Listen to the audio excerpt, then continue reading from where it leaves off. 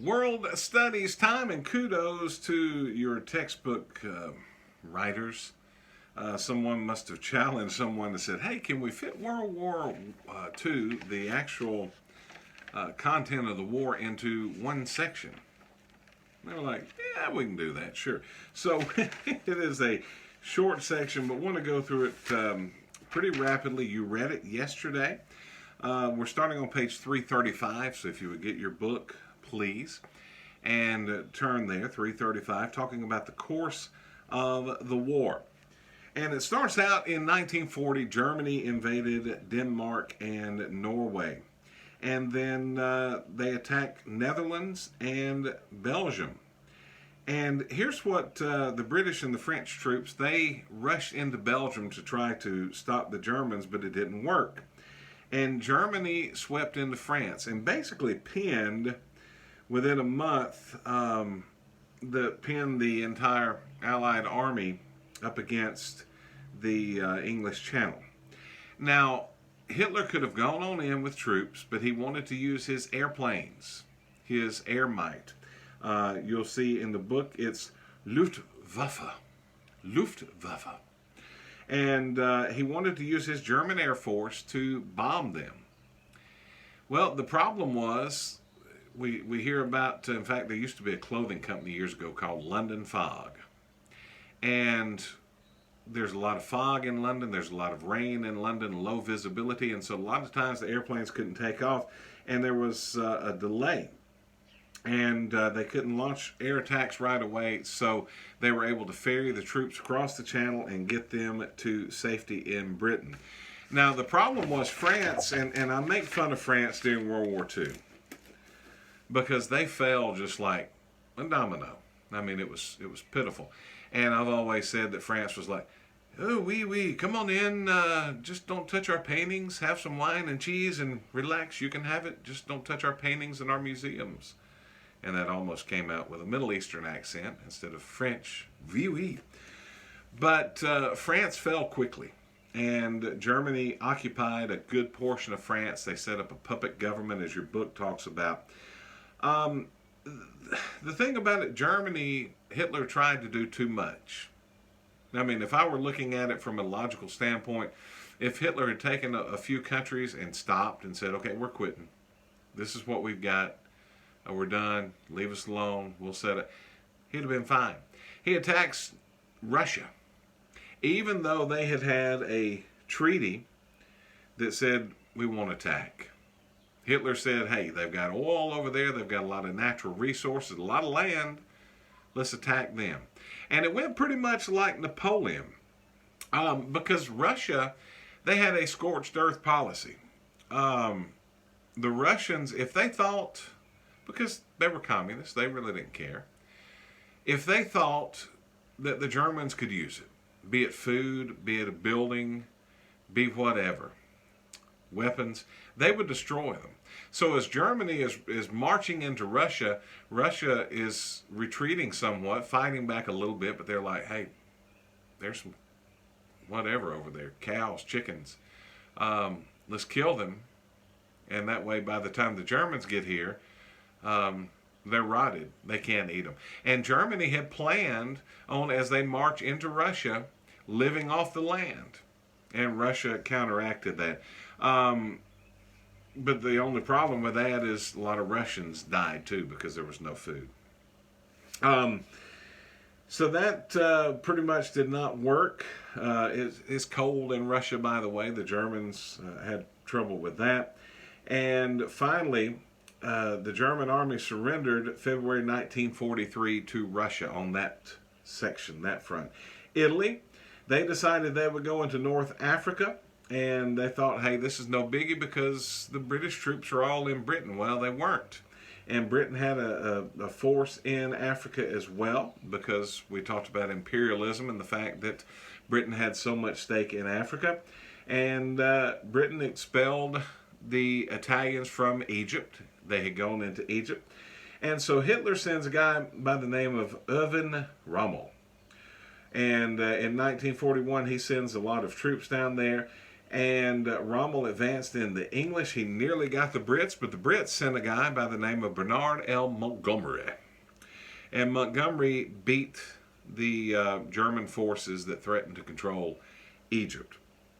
All right, in the Pacific, as your book rolls through in rapid fire succession, the Japanese had taken over a lot of little islands in the Pacific. One of the ones that they invaded and took over, and we had some troops there, the Philippines. And there was a guy there in charge of the Philippines by the name of General Douglas MacArthur. MacArthur was a great Christian. He believed in witnessing. He was a strong Christian. And MacArthur said that they were going to defend it at all costs. And they fought valiantly against the Japanese when the Japanese attacked. The problem was the president wanted MacArthur to go to Australia to head the South Pacific Army. And so they snuck him out at night. They snuck him out in a vessel. I believe it was a torpedo boat. And they got him to Australia. But he said when he left, he said, I shall return. And that was one of the famous promises, and it gave the people of the Philippines hope that he would return, and he later would. He became the commander of all of the forces in the Pacific. Couldn't think of the word there, forces. And so MacArthur, Allied commander, that's the official thing. And so it was basically a battle for America's soldier or Allied forces, to fight and capture these islands back. Now the problem the Japanese had is like we've dealt with this with empires throughout world history. Rome was one of the big ones. They had too much territory. They couldn't defend it all. And that's what happened to Japan. They would take over these islands. They would leave a few soldiers there. And of course they could set up barricades and booby traps and all of these things and machine gun nests. But they had very few soldiers to defend all of these islands because they're still fighting a war once you've taken them. One of the ones that was big, the Battle of Midway Island. The Americans found out that the Japanese were going to attack Midway Island. We had military resources there, and so we attacked them first. And we destroyed several of their aircraft carriers, and the Japanese retreated. One of the big things about the war that gave Americans morale was Doolittle's Raiders. If you've seen the movie Pearl Harbor, good movie. There's some parts that I would not recommend, but it's a good, historically accurate, except for all the romance stuff. It's a pretty good movie. But 1942, James Doolittle led 16 B-25B bombers to attack Japan. This was big because we had not been able to attack Japanese mainland before. We couldn't get close enough, and planes couldn't carry enough fuel. So they figured out a way. They did very little damage to Japan, but they did a lot of psychological damage to Japan. It built American morale, and it damaged Japanese morale because the Japanese are thinking, hey, Americans will do whatever it takes to win this war. And they certainly did. Major turning points. This is on page 338.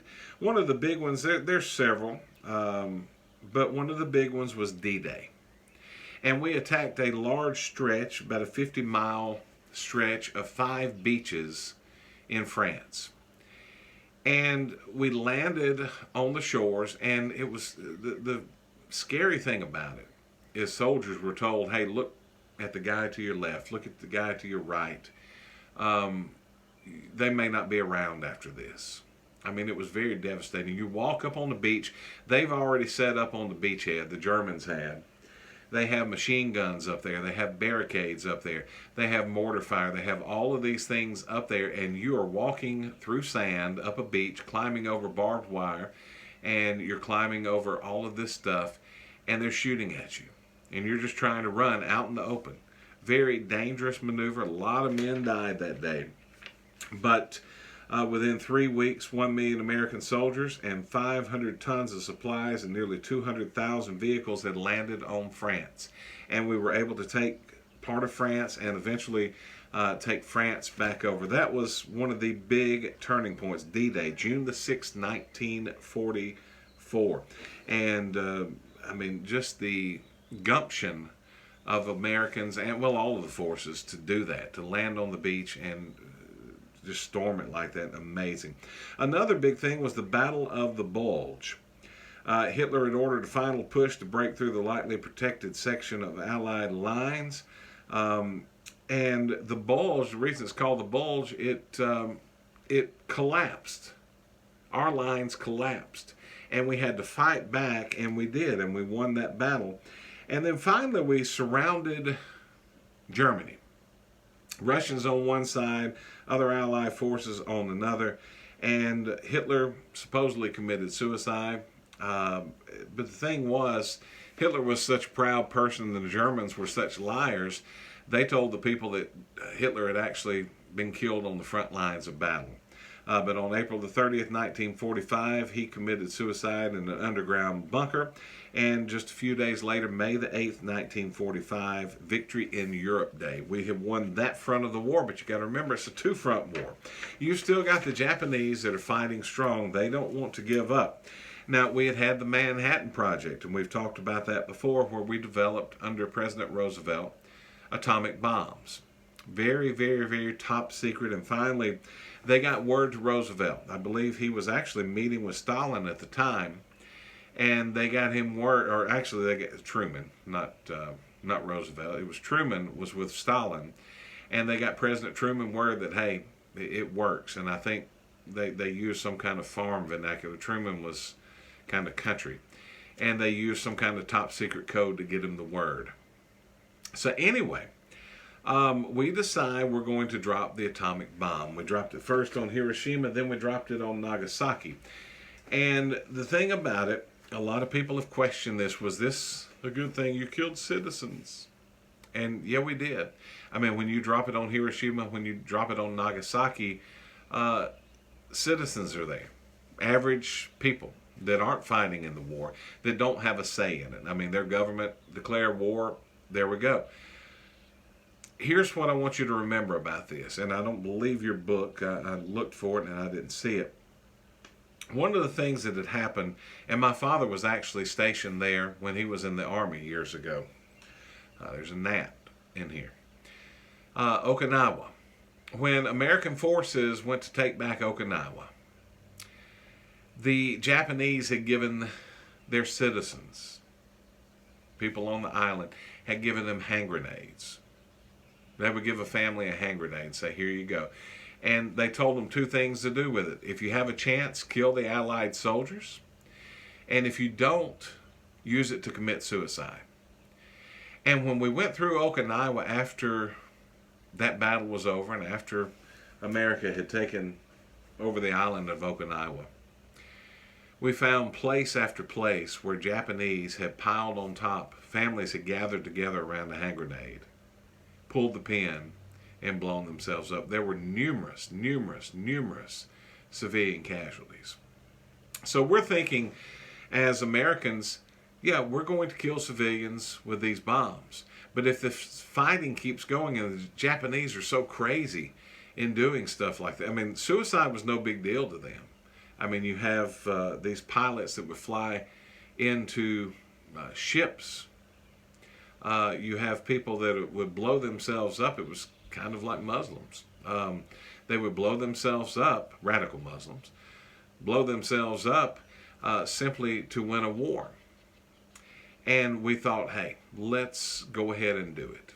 And so they dropped one, and a few days later they drop another, and finally the Japanese figure that, hey, this sleeping giant that we awoke, well, they're not going to stop until they win.